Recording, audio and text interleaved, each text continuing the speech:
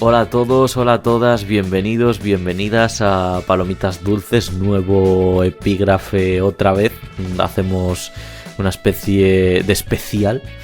Esta vez va a ser sobre el cine español. Y bueno, os traemos 6 películas muy interesantes, como también os las trajimos el día del especial de Halloween, especial de cine de terror.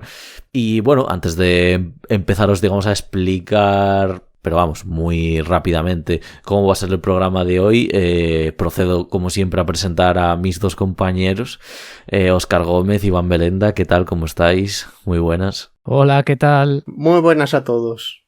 Bueno, pues nada, antes de comenzar voy a recordar un recordatorio, bueno, nunca viene mal.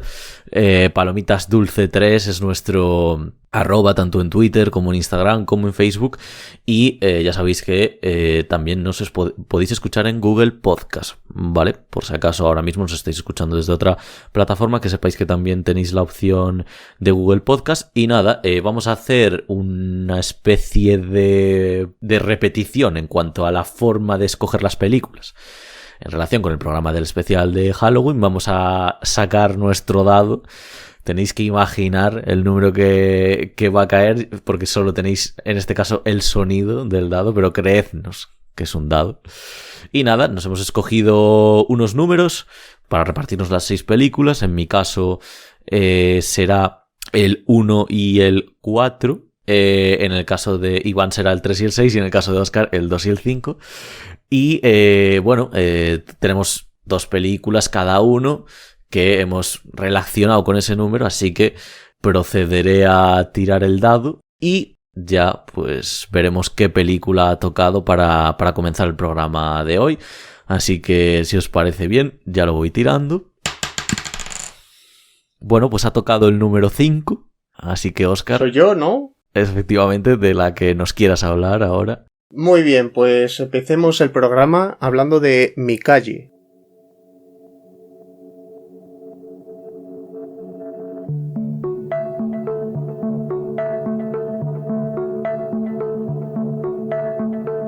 Vale, pues yo he elegido Mi calle para que hablemos. Mi calle es una película clásica un tanto olvidada que me gustaría rescatar, pero antes de hablar de la película me gustaría hablar de su director, Edgar Neville, que generalmente es bastante desconocido para el público general por su ideología que simpatizaba con el franquismo, lo que ha invisibilizado su obra en favor de otros creadores con tendencias bastante menos extremas como Luis García Berlanga. No con ello voy a blanquearlo, porque únicamente lo que quiero decir es que su trabajo, tanto de escritor como director y otros cargos múltiples que desempeñó, fue realmente destacable pese a su ideología. Y de hecho trabajó junto a otras personas de bandos muy contrarios como Fernando Fernán Gómez, porque no podían ignorar su talento. Y dentro de su filmografía podría haber rescatado varias de sus películas más conocidas como La Torre de los Siete Jorobados, La vida en un hilo o El último caballo, pero me he querido quedar con esta porque fue su última película en 1960.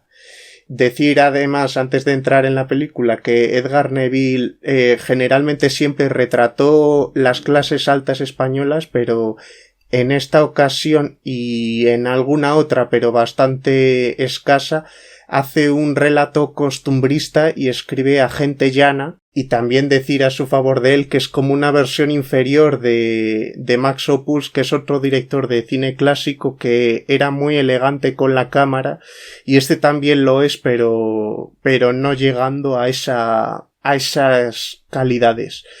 Ya entrando en la película, pues al igual que 100 años de soledad, vemos el desarrollo de una calle de Madrid durante los primeros años del siglo XX. Y hay una cosa que me gustó mucho en esta historia, que es que los personajes son imperfectos siempre.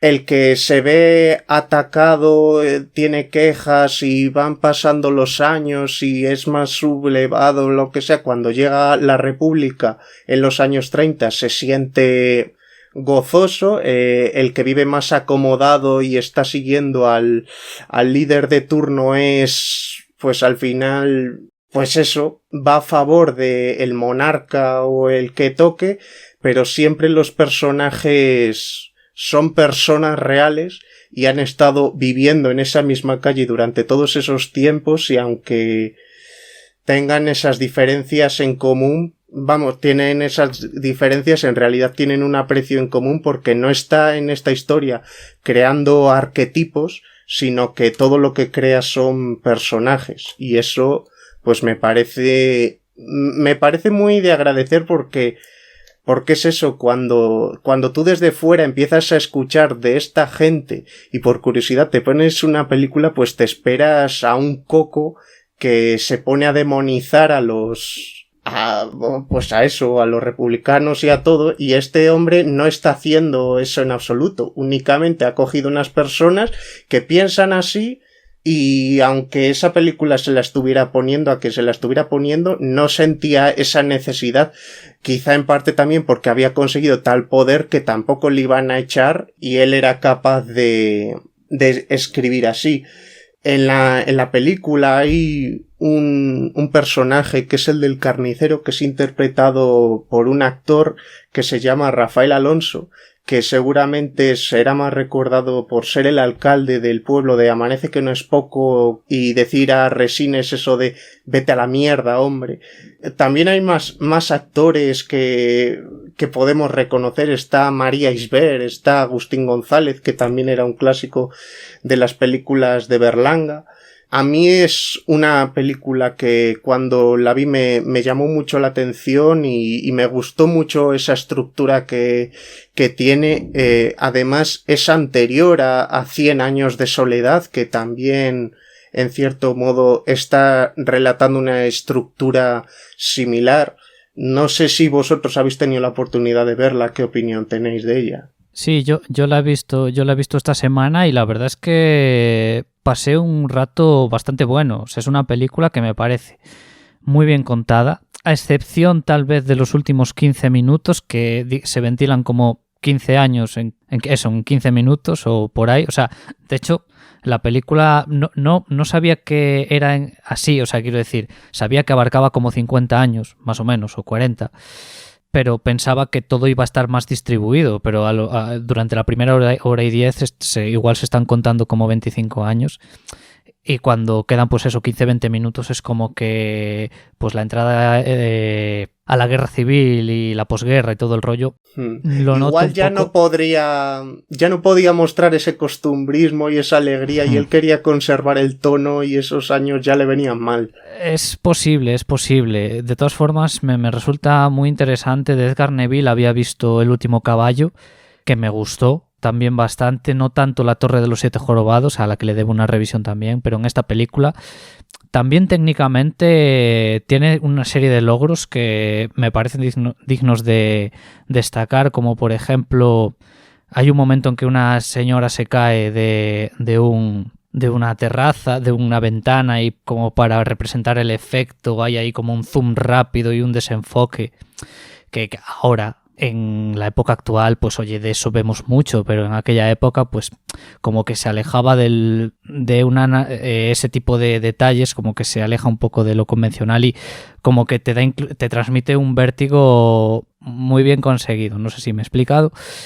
Y también es una peli divertida. A ver, entre comillas, hay momentos en los que, por ejemplo, la película te narra todo en voz. Hay un narrador que te está, pues eso, contando la película en off. Es una figura muy habitual en el cine español en esos tiempos. Y también, me gustaría destacar una escena en la que hay como una representación de ensoñaciones dentro de los protagonistas. Por ejemplo, creo que era el acordeonista, me parece, que iba a tener un hijo y quiere que el hijo, ahora mismo no me acuerdo qué quería que sea, pero en la ensoñación Vemos como el hijo con 10 años pues es felicitado por un montón de señores ahí como habiendo conseguido, no sé, sacarse una carrera universitaria y ser alguien importante con 10 años.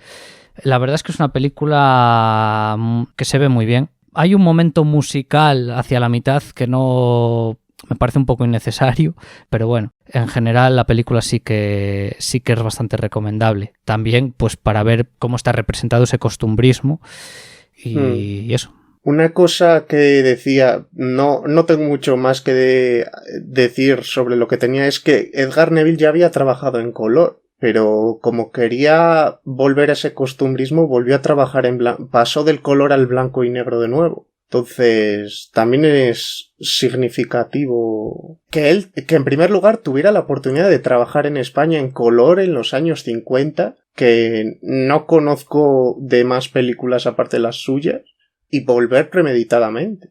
Yo creo que es un acierto también, ¿eh? O sea, volver al blanco y negro, pues evidentemente para representar una época en la que también, para trasladarte mucho mejor a aquella época. Bueno, chicos, qué maravilla haberos escuchado durante este ratito sobre Mi calle de Edgar Neville.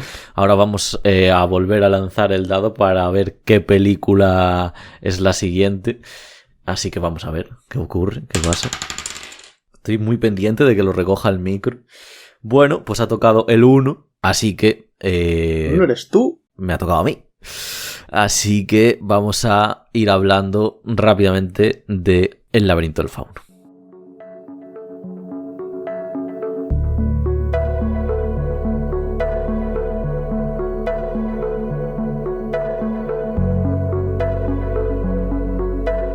Muy bien, pues vamos a hablar de El laberinto del fauno, la cual no sé si es mi película española favorita, pero sí es cierto que es a la que una calificación más alta le tengo puesta dentro de lo que es la página web del Film Affinity. Y tu corazón. Y exactamente, y de mi corazón. Y nada, es una película maravillosa, dirigida por un director mexicano que ya conocemos todos, quizá de aquellas aún no se le conocía tanto, pero precisamente fue esta película la que vamos, le hizo subir y subir, considerada en muchísimos tops como una de las mejores películas de fantasía / realismo mágico de la historia del cine. Sus figuras son difícilmente olvidables y tanto sus metáforas como sus hechos más prácticos y cercanos al realismo pues son también difícilmente borrables, ¿no? de la memoria. Y bueno, yo es una película que, a pesar de que tenga una problematicidad en sí, por lo que cuenta, por dónde lo cuenta, por los personajes que tiene, que la mayoría obviamente van a ser personajes, quiero decir, no la mayoría de los que nos son presentados, pero sí la mayoría de los que están ahí en ese universo, pues son personas con actitudes muy reprobables, son franquistas al final, es decir, sientes una aversión hacia ellos muy intuitiva, muy animal, por decirlo de alguna manera. Incluso en eso Guillermo del Toro es bastante, ya no crítico, porque es muy crítico con la manera de actuar que tiene esa gente, sino que... hombre, es bastante coral, es decir, toda la gente que sale y que representa esos ideales, pues es poco menos que presentada como... o es presentada o como unos hijos de la grandísima puta, como Manolo Solo, el personaje de Manolo Solo, o como el personaje de Sergi López, o son presentados como gente bastante mezquina, de ideales, pues eso, casposos y relacionados con el franquismo. Esto se ve muy bien para mí en una escena que la gente olvida bastante de la película, pero es que a mí son escenas que no sé por qué, si es porque me ha gustado comer con mi familia en grupo o no lo sé, pero cuando se sienta la gente a la mesa y se pone a hablar y digamos que comparten sus experiencias, lo quieran o no, porque están en la misma mesa y tienen que compartir la experiencia de cenar, ese ritual, ver cómo, digamos, pues eso, se van relacionando y van, digamos, mostrándose los unos a los otros tal y como son. No sé realmente por dónde empezar. Tengo aquí varias anotaciones sobre cosas técnicas de la película, como el diseño de vestuario, de interiores y también la fotografía de Guillermo Navarro. Pero la verdad que lo más destacable de la película para mí a nivel técnico, aunque trasciende también es esa técnica al contenido, pero es la dirección. Es decir, yo me parece una película impresionantemente dirigida. O sea, de hecho, me ha pasado mucho con esta película el sentir que acaba y cuestionarme si... Y un vacío... Sí, di, Óscar, lo que ibas a decir. No, que un vacío es lo que sientes cuando ves el titulito, la pantalla en negro y dirigido por... No sé, es un vacío, pero es un vacío como mucho más existencial. Es decir, no es que me haya quedado vacío de contenido, ni que me faltaban cosas y por eso me he quedado vacío, sino que es un vacío como muy sensitivo, muy de registro, muy de que he visto, que madre mía, en plan lo bien que está todo hecho, que ni siquiera llega a esto al momento. Es como que aún sigo con cierta perplejidad. Recuerdo que además la sensación de perplejidad que he experimentado con esta película ha sido muy diferente, porque yo desde la primera vez que la vi hasta la segunda vez que la vi hubo un espacio de tiempo enorme. O sea, cuando digo enorme estoy hablando de tranquilamente 7, 8 años. Y claro, la sensación era la misma. La primera estaba también mucho más relacionada con el desconocimiento por ser yo más pequeño y demás, aunque el estar abrumado estaba ahí. Pero yo la segunda vez ya fue estar abrumado, ya con cierto conocimiento, habiendo registrado cosas y demás, y las que concebía que no había registrado, porque es que es una cantidad de información, secuencia tras secuencia, enorme, y tiene, la verdad, una película, o sea, tiene para mí el título de la más virtuosa o la más imaginativa de este hombre, de Guillermo del Toro, y eso que ya veis que tiene pues películas como La forma del agua y demás, pero yo ya te digo... Hellboy. Iba a decir Hellboy, lo que pasa es que claro, Hellboy como al final es adaptación, pues es cierto que él introduce muchas cosas. Alguna cosa, sí, exactamente, que él yo creo que introduce muchas cosas nuevas y que le dan, para mí, que le tengo además mucho cariño a las dos películas de Hellboy, que le dan digamos un plus muy bueno. Pero... El diseño de personajes es muy de Guillermo del Toro, en todas sus películas, pero en Hellboy, aún siendo adaptación... Hasta en Pacific Rim. Sí, claro, también. Yo, por ejemplo, con esta película, con los personajes disfruto muchísimo de su humanidad.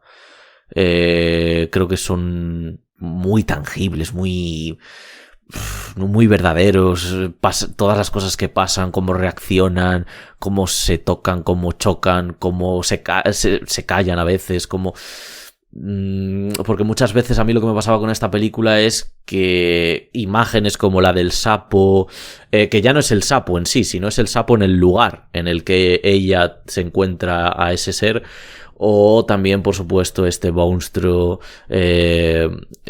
no recuerdo cómo se llama, pero bueno, que se pone sus ojos el de los dedos. Exactamente, que se pone sus ojos en las palmas de las manos y demás. O sea, realmente todos los monstruos, incluso el propio fauno que sale, son verdaderas pesadillas hechas realidad. O sea, son... los ves y por mucho que, bueno, sí, vale...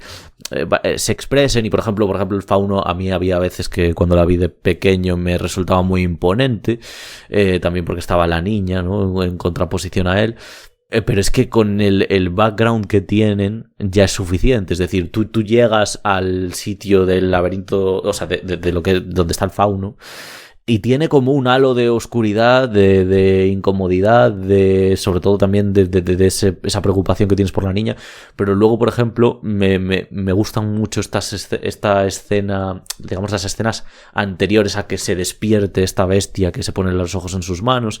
Y ya no solo las escenas de la niña haciendo cosas que no tiene que hacer y siendo temeraria, que es algo muy repetido en el cine y muy común, sino esas escenas anteriores de ver... De nuevo, trabajo técnico aquí entra de una manera muy, muy maestra para mí, que son esos mosaicos que hay en la pared, y demás, y cómo la cámara va dando paneos y nos va mostrando como Dios, es que es un devorador de niños, ¿sabes? Es el puto hombre del saco prácticamente.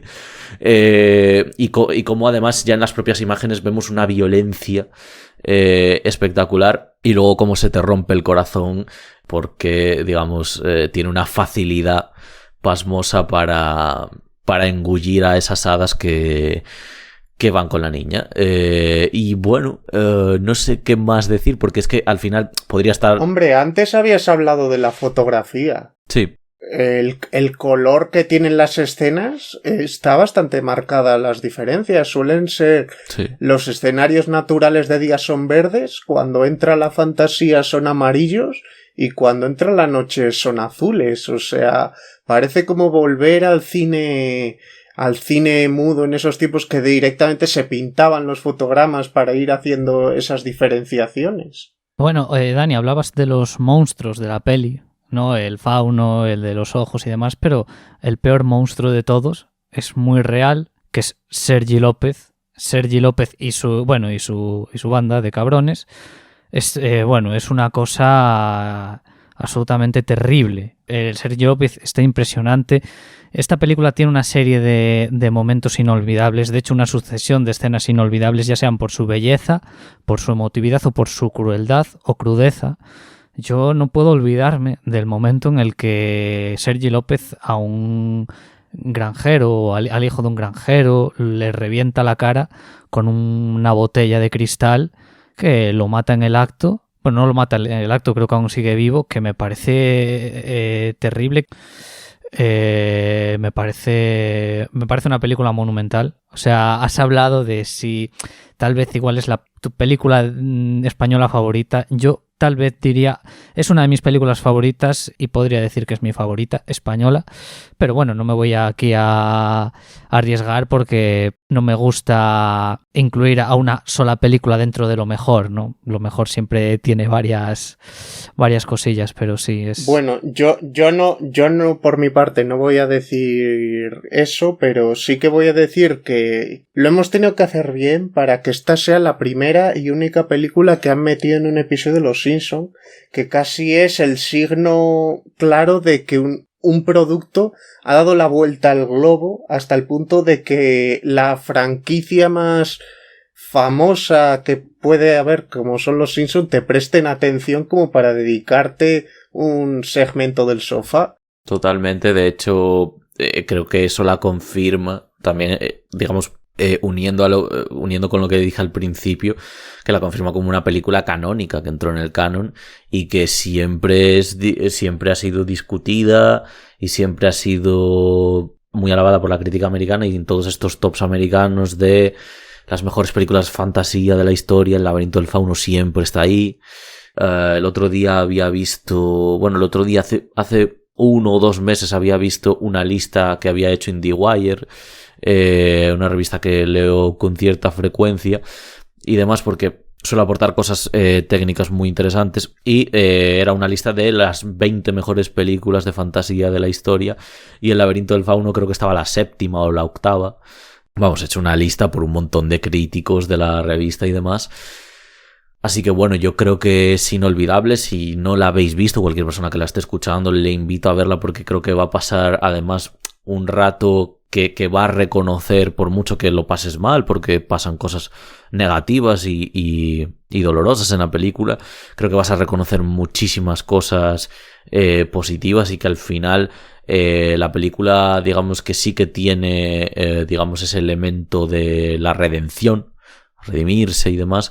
Entonces, aunque es macabro, porque el franquismo en ese sentido y cómo se relaciona con la historia de nuestro país, es macabro aún hoy en día, sigue siendo macabro y sigue estando, digamos, sigue siendo, desde mi punto de vista, una historia por completar, pero sobre todo para mucha gente. Pero bueno, creo que puedes extraer muchas cosas positivas de la película. Y no sé si queréis comentar algo más, o si no ya... No. Perfecto, pues voy tirando el dado a ver quién le toca después, a ver si nos sale perfecto y le toca a Iván, pero vamos a ver. Bueno, pues ha tocado el 2, Así que si quieres, Óscar, hablar de que tu soy película, yo el 2, vale, efectivamente, sí. de Vale. tu otra película, pues cuando quieras y adelante. Muy bien, pues mi segunda película es El autor.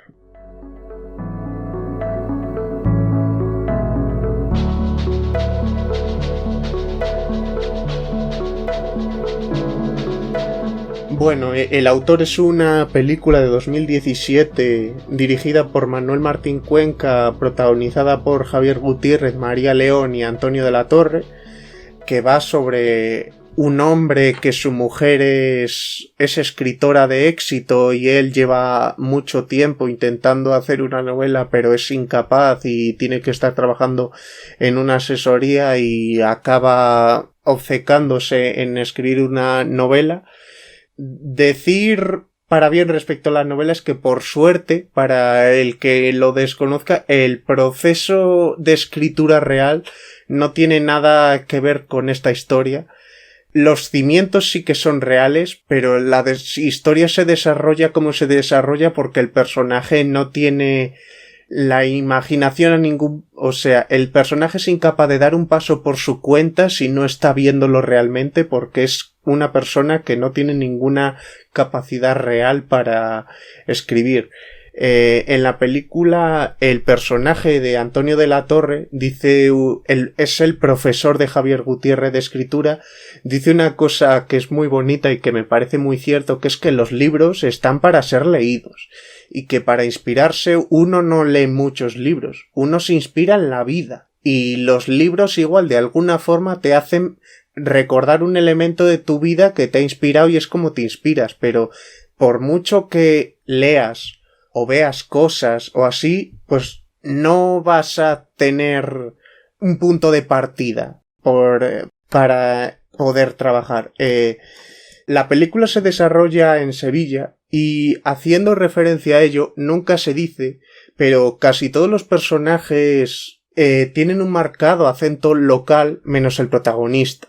Y yo intuyo con ello que él no es oriundo de ahí, sino que él conoció a su mujer en algún punto y se mudó a vivir con ella. No sé si vosotros habéis interpretado algo así también. Yo totalmente, sobre todo con el personaje de Antonio de la Torre. O la portera. Que lo marca. Sí, yo total. Yo digo, este tío es de otro sitio y está viviendo aquí en otro sitio, en otro lugar de España. Pero sí, totalmente. La historia está basada en una novela de Javier Cercas que se llama El móvil. Y bueno, es un autor que durante este 2021 ha sido también adaptado en Las leyes de la frontera, que se ha encargado de ella Daniel Monzón, el director de Celda 211. En la película la música corre a cargo de José Luis Perales y Pablo Perales Carrasco, aunque sí que es una música que suena pocas veces, la mayoría de veces o bien como cortinilla o en las intros o en los cierres, porque en general es una película bastante silenciosa. Y bueno, Javier Gutiérrez por esta película ganó su segundo Goya y he de decir que aunque ha hecho grandes papeles como el de La isla mínima, que es por el que se llevó el primero, en lo referente a mí este es el papel favorito que ha hecho, haciendo un personaje que no tienes por dónde cogerlo, cómo está manipulando a todo el mundo a la cara y justificándolo en sus medios, que al final no es un fin que justifique los medios, porque al final los medios únicamente le van a beneficiar a él. Las otras 7.000 millones de personas del mundo van a salir, si no perjudicados, van a salir desagradados de lo que está haciendo, porque es un cabrón con todas las letras y bueno, esta película desde que la vi también porque yo me he visto en muchos procesos creativos también y pues me gustó mucho por ver también las cosas y tontas que hacen algunas personas, porque eso de poner la polla sobre el mostrador, ponerse a correr, yo no sé, yo si me veo atascado, pues yo esa te la iba a decir porque me recordaba cuando vi esa escena, que es una escena que por cierto está muy bien rodada y se te queda y tal. Yo pensaba en Bukowski, Y en esta peña que es que tengo que beberme 80 litros de vino para estar fino para tal, es que tengo que irme a un cementerio en no sé dónde. Unas fantasmadas bien gordas. Y dices tú, a ver, tío, que no, ¿sabes? En plan, que además luego también la inspiración viene, por ejemplo, sí, es cierto que viene de la vida, pero esas cosas que deberían forzar a la inspiración acaban siendo mucho más artificiales de lo que primeramente parecen, porque al principio parecen que, wow, es que qué profundo, y qué tal, y luego dices que no, que es que esto no tiene nada de profundo, porque además es tan absolutamente premeditado que probablemente todo lo que se te ocurra en ese momento, pues se te podría haber ocurrido en cualquier otro, haciendo cualquier otra cosa, es decir, no extraes de ese momento un montón de ideas nuevas y... Claro, ¿no? a Tiene mí su además punto de me falsedad. resulta muy divertido cuando verle cómo se enfrenta a la hoja en blanco del capítulo 1. Que digo, ¿qué persona en su sano juicio ya está mirando al ordenador en el capítulo 1? Tú estás escribiendo, llevas 8 capítulos, igual te tiras el tiempo que sea diciendo, a ver, en el 9 va a pasar esto, pero no sé cómo empezar, y tardas un poquito. Y de todos modos, hoy día cuando trabajas con el ordenador ni siquiera tardas tanto, porque tú dices, yo voy a empezar a escribir. Y seguramente igual llega un punto en el que todo lo que he hecho hasta cierto punto no me vale y lo reinicio y demás, pero como ya no estás escribiendo en una máquina de escribir o en una hoja en blanco de verdad y vas gastando cada hoja de papel, tú estás escribiendo todo el rato, nunca tienes... Claro, esto al final es una parida porque obviamente están usando una convención cinematográfica para que lo entendamos, claro. A mí me mola mucho la presentación del prota de esta peli. O sea, cómo lo representan como un auténtico pelele, ¿no? En la primera escena cuando le suena el móvil ahí en la... está en esta clase, en esta masterclass de escritura, como nos muestran, bueno, luego el tema de que la mujer ha sacado un libro, entonces también se nos muestra como un ser envidioso, y luego el tema del trabajo, cómo está metido dentro de una habitación. Y hay una cosa que me encanta, que es que durante una escena el tío está trabajando y hay como un ruido de ventilador muy molesto, que me hace muchísima gracia, ¿no? Como más patetismo aún para este personaje. Y luego a partir de cuando ya se va desarrollando la trama y va, pues eso, manipulando a los vecinos, que es cómico y a la vez muy dramático, porque es que, bueno, ya sabemos que hay a veces que se va a pasar y pueden pasar cosas. De hecho, a ver, no voy a hacer spoilers, pero vamos, todo lo que está manipulando va a llegar a un punto en que no va a haber marcha atrás. Pero está, o sea, la manera en la que está contada, también desde la puesta en escena, sin muchos alardes, pero muy efectiva, me parece que está bastante bien. A mí me flipa que sea ayudante de notario y quiera ser escritor y escriba con los índices. Es que digo, madre mía, es que además... Si fuera notario que tiene que firmar, pero un ayudante de notario que es el que le tiene que hacer todo el papeleo para presentárselo y con 2 dedos. Normal que se tire hasta la noche, pero no me extraña. Es que el tío es irritante en muchas facetas, por decirlo de alguna manera. O sea, tanto interiormente como cuando externaliza ciertas acciones y demás, dices, joder, macho. Es que lo que decía Óscar antes, es que no hay por dónde cogerlo.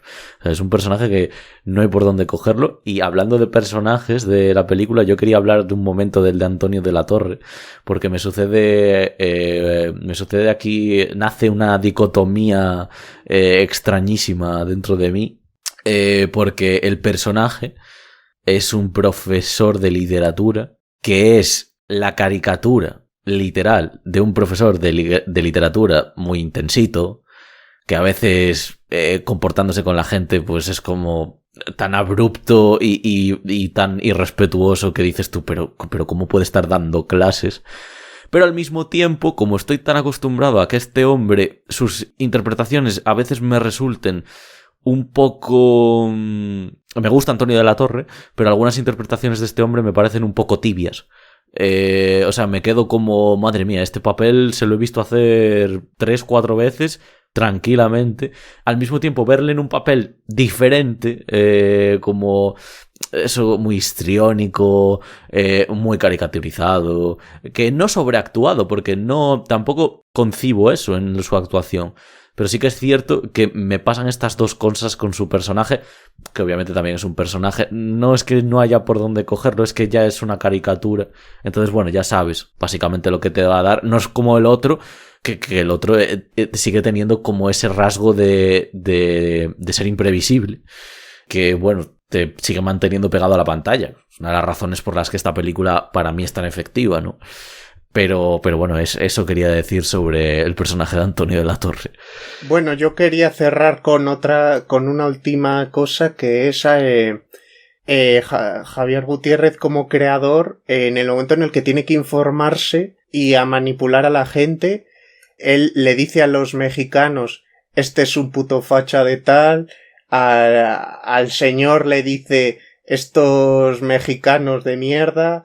Le da igual lo que sea mientras les pueda utilizar y eso creo que tiene un puntito de verdad, solo que el resto de gente respeta más a los seres humanos, pero sí, creo que tiene un punto de verdad el que al final tú lo que quieres es extraer algo de ellos y bueno, no te quieres fijar tanto en la persona en sí que te está informando. Bueno, pues muy bien. Dejamos aquí aparcado el autor. Bueno, yo ya he acabado, yo ya me voy. Tú si quieres marchar, en plan, Venga, rollo, chicos. si no quieres decir nada en las siguientes películas. Cierro y la tal. puerta. Venga, muy bien.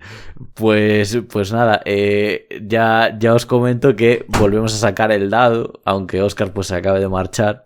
Y nada, vamos a ver quién toca, que ya pues, las dudas están a flor de piel, ¿no? Así que vamos allá a lanzar el dado. Pues mira, quiero que sepas que ha tocado el 3. Bueno, bien. Vale. Bien. Además, tengo que añadir que ha tocado de una manera totalmente verdadera. Vale, así que puedes proceder cuando quieras a hablar de la siguiente película, a ver qué nos traes. Vale, pues la primera película la película que os voy a traer ahora será No habrá paz para los malvados.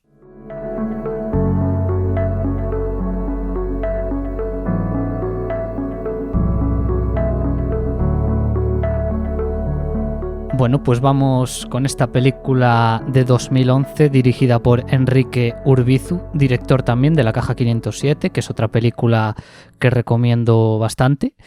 Y bueno, la peli que nos ocupa estuvo nominada a 14 Goyas y ganó 6, incluyendo Mejor Película, Director, Actor Principal o Guión Original, entre otros. Y bueno, trata sobre Santos Trinidad, el personaje de José Coronado, que es un inspector de policía que, volviendo a casa de noche y borracho, para en un club de alterne donde mata a 3 personas, pero al que se le escapa una cuarta que podría incriminarlo.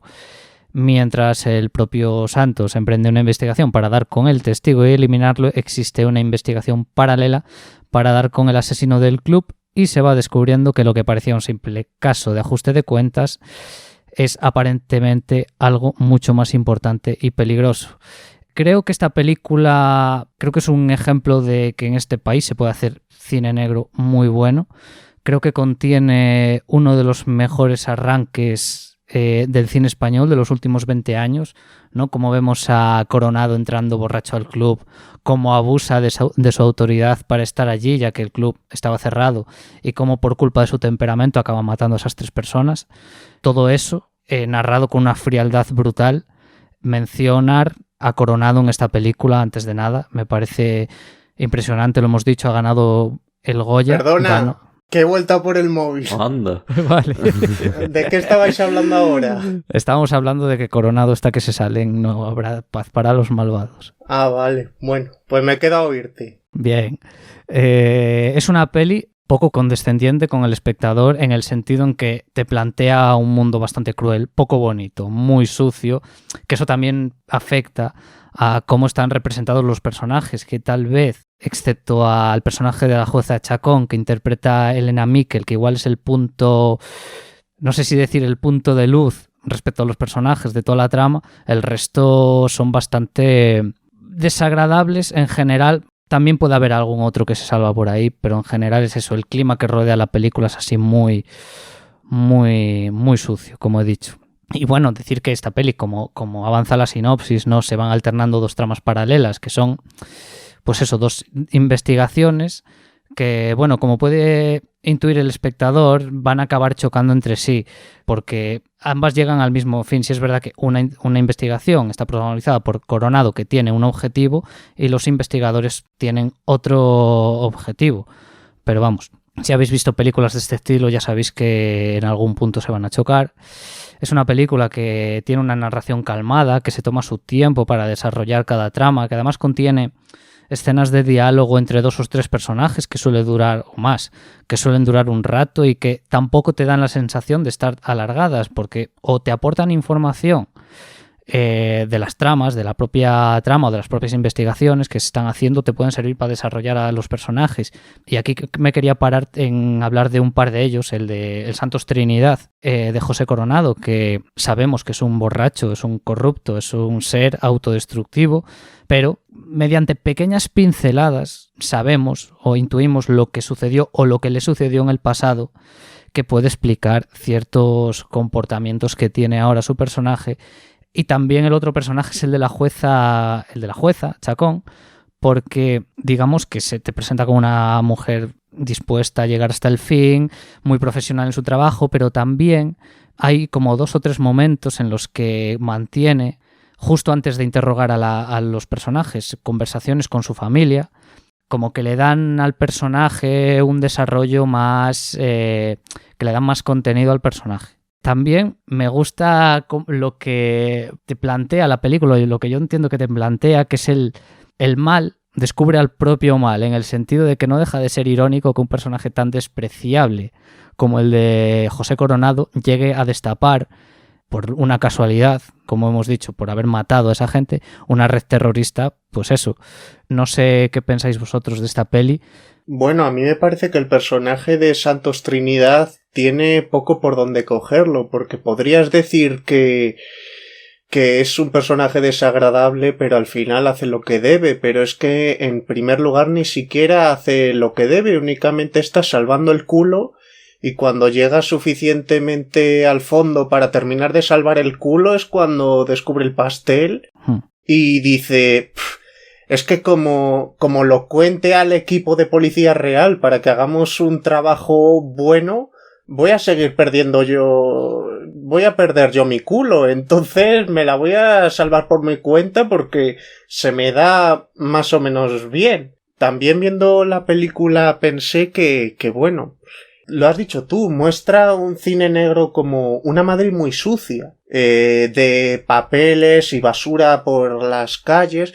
En ese sentido me recuerda mucho las películas top del cine kinky de los 80, y por otro lado a las películas de Brian De Palma en las que tenías a ese personaje voyeur que iba persiguiendo a otro personaje en amplios escenarios con grandes planos generales durante mucho tiempo y completamente en silencio. A mí me parece un señor guión, sobre todo. Me parece que es un guión de Enrique Urbizu y su compañero, que no alcanzo a saber el nombre.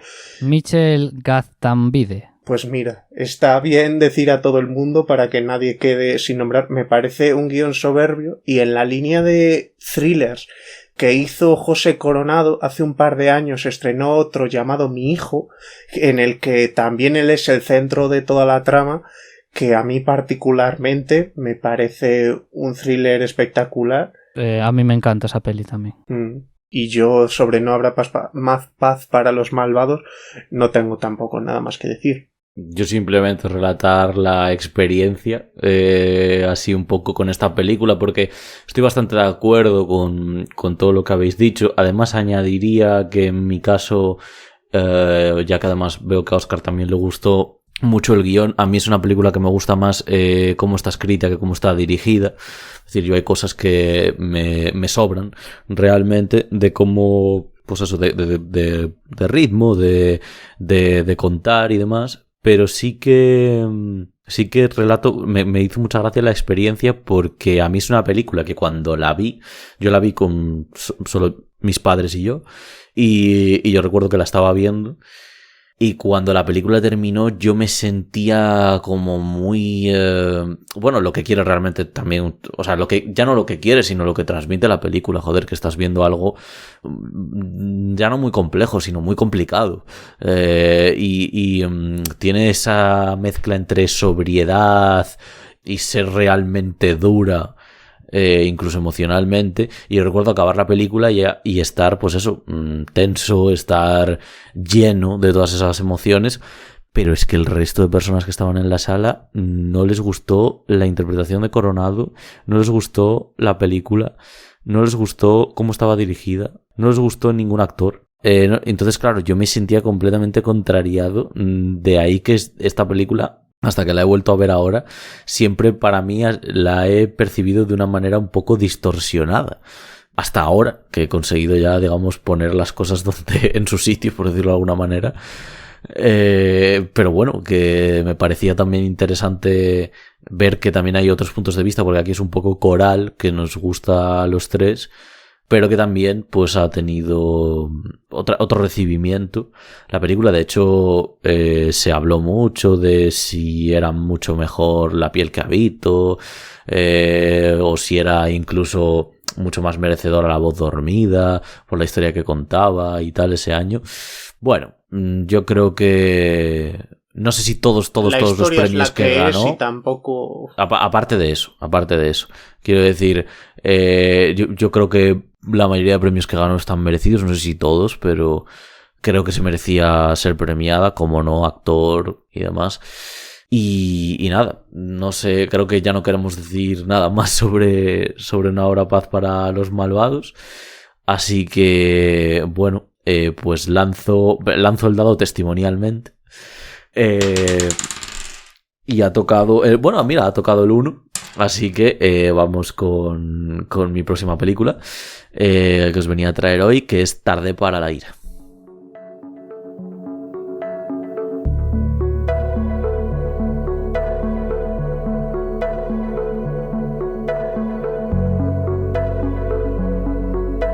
Muy bien, gente, pues vamos a ir directamente ya con Tarde para la ira, película de Raúl Arévalo. Ganó de manera bastante indiscutible mejor dirección Nobel. Yo creo que estaba más claro que el agua ese premio ese año en los Goya. También creo que es una película, vamos, yo me declaro absolutamente fan de la película, ya no solo fan de la película, sino una de las personas que más se sorprendió con la película. Yo no sé si quizá por leer el nombre de Raúl Arévalo y ser su primera película ya, quizá iba con las expectativas un poco más bajas, pero yo reconozco que acabé muy sorprendido y muy gratamente sorprendido. Película rodada, si no me equivoco, en 16 milímetros, algo muy curioso por cómo está grabada.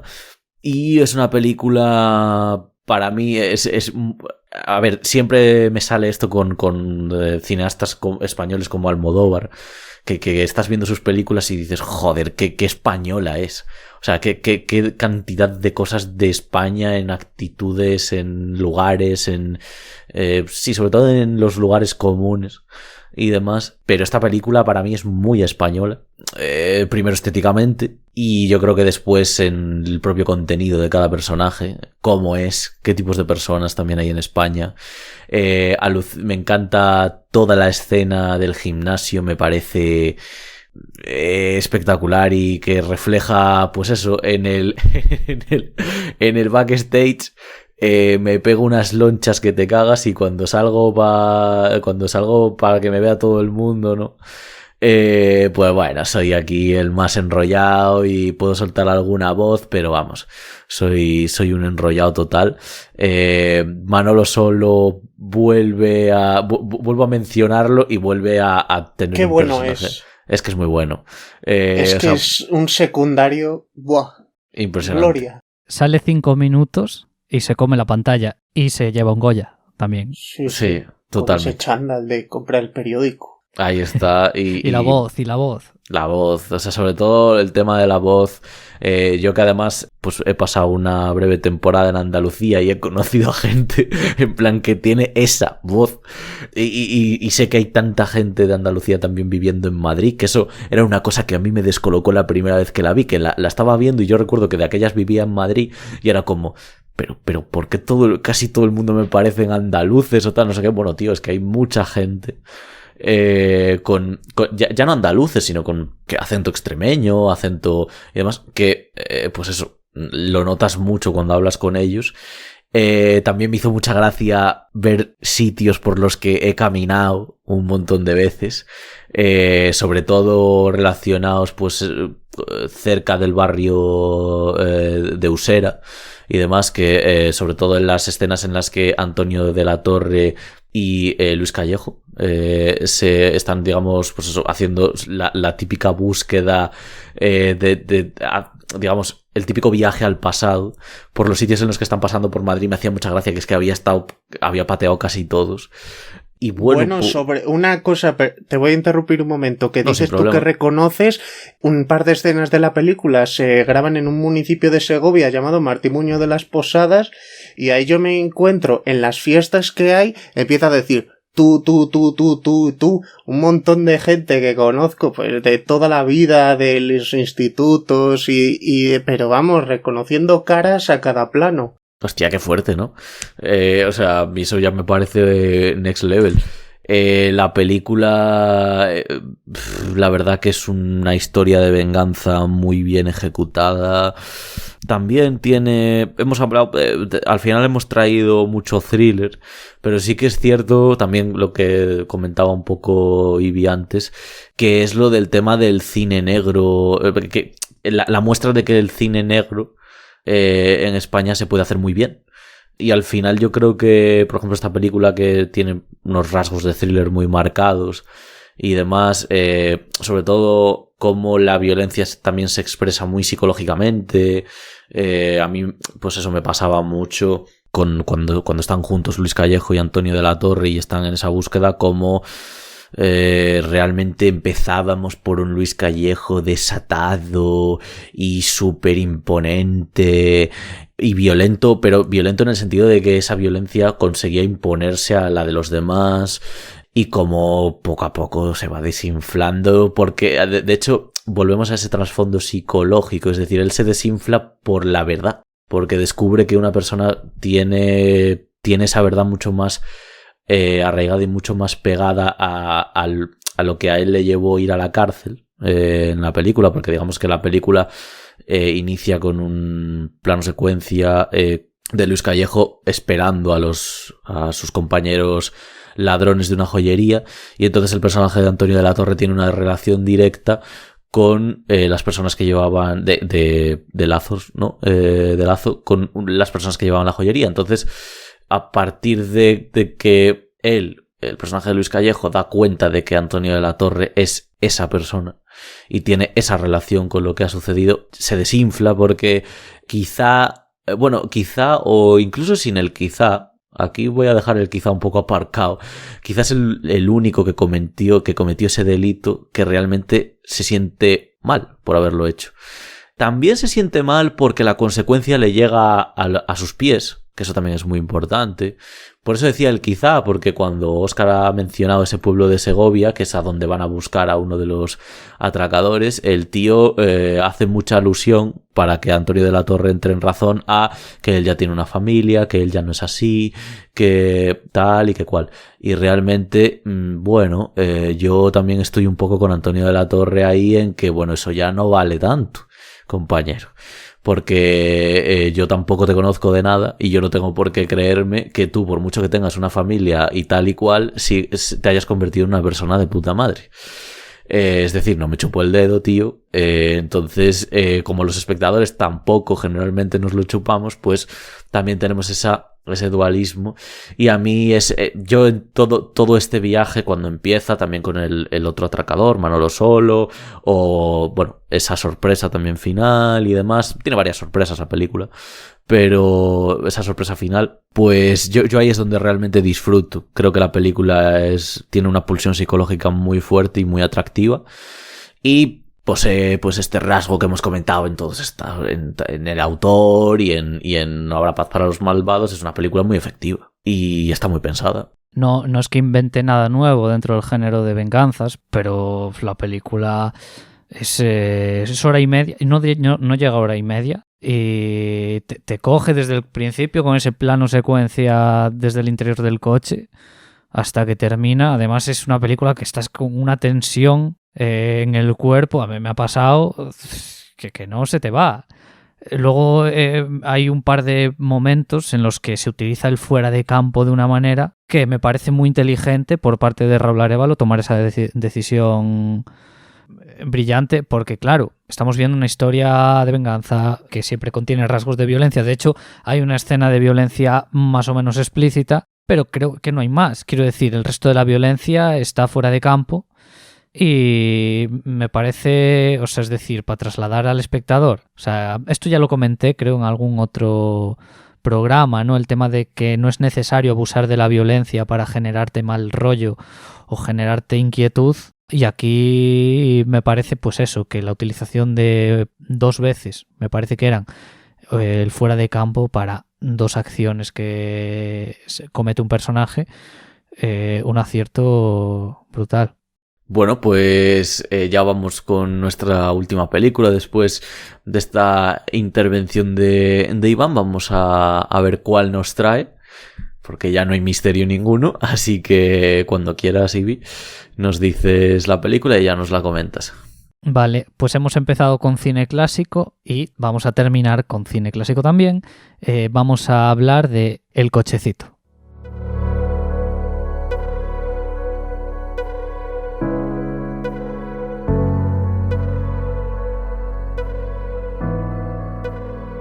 Bueno, pues lo dicho, vamos con El cochecito, peli de 1960, dirigida por Marco Ferreri. Marco Ferreri fue un director italiano que recaló en España y de hecho empezó su carrera cinematográfica en España con la peli El pisito. De hecho hizo 3 películas en España, El pisito, Los chicos, y esta fue su última película, El cochecito. Y bueno, esta película está coescrita por él y por Rafael Azcona, que es un mítico guionista español. Es Dios en el cielo. Es Dios en aquí. Vamos. Sí, diría eso, exactamente. Uno de los mejores guionistas que ha tenido este país, colaborador habitual también de Luis García Berlanga, y que esta peli del cochecito la protagoniza Pepe Isbert, que es un actor muy o sea, es decir, ha salido en El Verdugo, por ejemplo, en Bienvenido Mr. Marshall, pero vamos, si habéis visto una película de él lo reconoceréis enseguida. Hombre, un hombre bajito, con la voz muy ronca, el abuelete de toda la vida.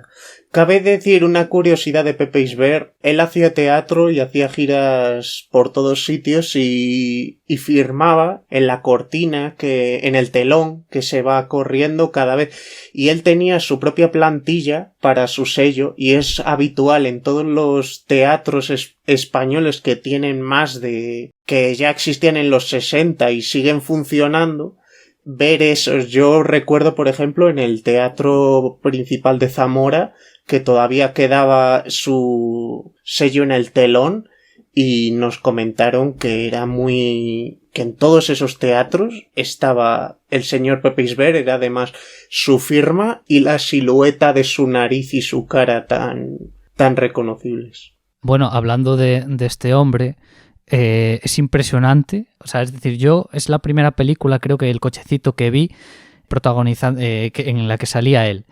Y yo no he visto, o creo, un actor tan natural a la hora de interpretar. Quiero decir, de hecho, es que no parece que es la sensación que me daba, que no parece que esté interpretando. Quiero decir, yo lo veía y parece un señorín que han cogido, que le han puesto ahí o sea, que le han grabado, le han dado una serie de instrucciones y ha empezado a improvisar, porque de verdad me parece que transmite una naturalidad tan grande que no estás viendo nunca a un actor. Si es que... Y quería recalcarlo porque, vamos, me pareció bestial. Bueno, la película va sobre don Anselmo, que es un anciano que decide comprarse un cochecito de inválido, ya que todos sus amigos pensionistas tienen uno, pero su familia se niega a ayudarle a pagarlo, así que él se las intenta ingeniar de varias maneras para conseguirlo. Hablo de la naturalidad de Pepe Isbert, pero los diálogos ayudan también muchísimo. Esta película creo que tiene un guión maravilloso con unos diálogos muy, muy naturales, muy trabajados. Es una película que está catalogada como comedia, y sí es verdad que hay una sucesión de puntos cómicos en los que te ríes, te puedes reír, pero es una película que tiene un trasfondo la hostia de dramático. O sea, es una peli que lo estoy pasando mal. Muchas veces viendo al pobre anciano que quiere conseguir su cochecito y cómo ya su familia, que lo trata como si fuera una mierda, gran parte de ella, como si fuera un estorbo, ¿no? Luego como sus amigos que tienen ese cochecito, que es por eso por lo que quiere conseguirlo, es decir, porque se ve como aislado del resto de la gente, quiere formar parte, quiere tener esa integración social dentro de sus amigos, por eso quiere conseguir ese cochecito y no es capaz. Pues por eso, porque no tiene dinero, su hijo no le deja dinero, entonces, bueno, su familia en general no quiere darle nada. Y digamos, la película te va mostrando cómo él intenta, pues, fingir que... Sí, está cojo, que le duele, sí. Que está cojo, sí, que le dan desmayos, que necesita tal, todo eso. Repito, con una naturalidad que me parece muy, muy a destacar. Es que es fascinante los sueños tan pequeños que tienen. Es que la proposición de un personaje durante toda la historia sea algo tan simple como que le den eso, lo que tú has dicho, un cochecito para poder estar junto a sus amigos ancianos con el cochecito, también porque le da envidia que él tenga que comerse a pata los sitios y los otros puedan ir sentados. O sea, que ese sea el objetivo vital de una persona en una historia, es que me parece, bueno, y a lo que llega. Por eso, es que es una salvajada que algo así mueva una historia entera de 90 minutos o quizá un poco más, ¿no?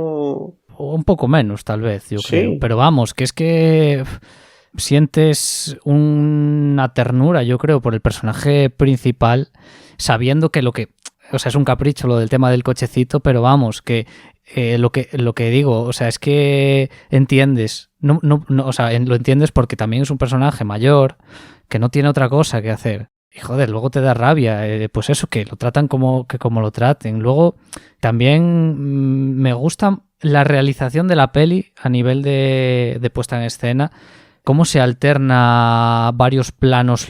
No recuerdo si hay algún plano secuencia, pero sí en la casa, dentro de la casa de la familia, cómo la cámara va entrando y saliendo de cada habitación, me parece bastante también loable. Que eso, ahí existe una contraposición con otras escenas en el exterior, que son planos fijos, que igual te duran, yo qué sé, sus 3-4 minutos, ¿no? Bueno, me resulta curioso también comentar este tipo de cosas. Si has hablado del final, no quiero desvelar este final, pero me parece una cosa... Es que no sé cómo describirla. Es muy cruel. Es muy cruel, pero, a ver, es muy cruel. Hay que hablar de esta peli, de que hay dos finales. Yo solo he visto el censurado. Entonces, claro, tampoco que yo también. Sí, yo creo que nos referimos al mismo. Sí, tampoco quiero decir lo que sucede para no joderos la peli, claro. Pero vamos, que es de estas películas que es eso, que tuvo un final polémico para la época que, bueno, no pasó la censura y tuvieron que rehacer uno nuevo. Pero vamos, yo creo que en Filming tenéis el final original, así que por si queréis ver. Y de hecho, yo creo que yo las dos veces que la he visto, una en Filming y otra no sé si fue por la tele, era el final que he censurado, así que bueno, mucho más coherente, yo creo, con todo lo que hemos visto anteriormente en esta película. Y mucho más en la línea de lo que podíamos esperar en una historia de Azcona, porque tiene bastantes puntos en común con El Verdugo, sobre todo veo. Ese tipo de comedia negra resulta, yo creo que menos virtuosa que el cine de Berlanga, pero aún así es bastante solvente en su realización, como tú dijiste. Pero sí que se ven muchas cosas comunes. Sí. Me rasca un montón, ya lo digo aquí abiertamente, honestamente, no haber podido ver estas dos películas, la de inicio y la de cierre, porque se debe pensar alguien que me rasca el cine clásico o algo así, y todo lo contrario, la verdad que es que lo disfruto igual que el cine actual. Y Mi calle es que es bastante difícil de encontrar, así para empezar. Desde hace un tiempo está en Flixolé, pero yo es que creo que es que antes no había forma alguna de sacarla. Claro, además, en relación a lo que dices, si además yo ya iba pillado en sí, estas otras que son obviamente más accesibles por plataformas, por tal no sé qué, si además le añadimos esta dificultad también de conseguirlas, pues bueno, la verdad que tengo muchísimo interés en ella y me ha encantado escucharos. También ese trasfondo, ese trasfondo creo que en estas películas, mucho más que en cualquiera de las otras 4 que hemos hablado, ese trasfondo de lo que acontece en nuestro país históricamente, que creo que se ve mucho más porque ahora como que todo es mucho más transversal, aunque al mismo tiempo todo también es mucho más igual, monótono, pero bueno, cerramos el programa, cerramos este especial de cine español. ¿Puedo confesar una cosa antes de cerrar? No me he ido en ningún momento. No me digas. Me he acercado a la puerta, he dado un portazo y ya está. Pero me encantan estas confesiones. Me encantan estas confesiones, rollo como yo con el dado, ¿sabes? Que es como que podemos seguir manteniendo la magia, pero no vamos a mantener la magia, sino que vamos a ser al final honestos y a romperla. Es que me he puesto de cuclillas. Me he puesto de cuclillas para llegar ahí. Es que, pero está bien, porque claro, es eso, en plan, contamos un poco también el background de Palomitas Dulces, ¿sabes? En plan, lo que pasa en Palomitas Dulces Enterprises cuando no veis nada, que es todo el rato, básicamente. Está bien que no se haya visto porque era bastante decadente, pero bueno. Bueno, si me veis a mí tirar el dado el primer día, flipáis también. El de especial de Halloween, aprovecho para recomendarlo. Pues nada, chicos, yo después de estas confesiones aquí finales, yo creo que podemos cerrar el programa de hoy. Personalmente a mí me ha encantado hacerlo y estar aquí con vosotros. Aprovecho también para despediros. Iván Belenda, Óscar Gómez, muchísimas gracias como cada semana. A ti, Dani. Y nada, pues a todo el mundo que espero que realmente en este programa, incluso más que en el de terror, espero que le sirva que le sirva de inspiración para acercarse más a cualquier tipo de cine español, que es mucho más diverso seguro que de lo que en algún momento se puede pensar en ese discurso que también tiene sus tintes ideológicos, pero en ese discurso muy público, como de que es un cine que tiene como menos valor que otros, lo cual no comparto en absoluto, ni creo que compartimos ninguno de los tres. Y no tiene valor porque le hacemos en casa. Porque es de aquí, claro, exactamente. Pues, exactamente. Claro. La comida de tu madre, pues si hay un restaurante, pues no, o la tuya propia. Sí, la verdad que es ese que... Tenemos que empezar a valorarnos desde dentro. Y arriesgarse a ver cosas que no sean lo de siempre. O sea, claro. Porque yo creo que la mala fama del cine español acaba siendo por el tema de las comedias. Sí. Estas de cartel azul y letras amarillas, ¿no? Sí, no sé. Y que además el argumento que ha dicho Óscar es el argumento. O sea, para decir que el cine español es menos válido, el único argumento que hay es el que ha expuesto Óscar. O sea, es que yo nunca he escuchado a nadie decirme que el cine español es malo y acto seguido decirme otro razonamiento que ese. Así que bueno, eso, que me encantaría que a cualquier persona que nos haya escuchado hoy que le sirva de inspiración, ya no solo para ver estas películas en concreto, sino para consumir más cine español, que es muy interesante y está muy bien como el de cualquier país. Y nada, pues aprovecho para ya despedirnos en general, que os vaya muy bien la semana, que nos vemos pronto y que nada, y que veáis mucho cine. Hasta luego, ha sido un placer. Chao. Chao, chao, chao, chao, chao.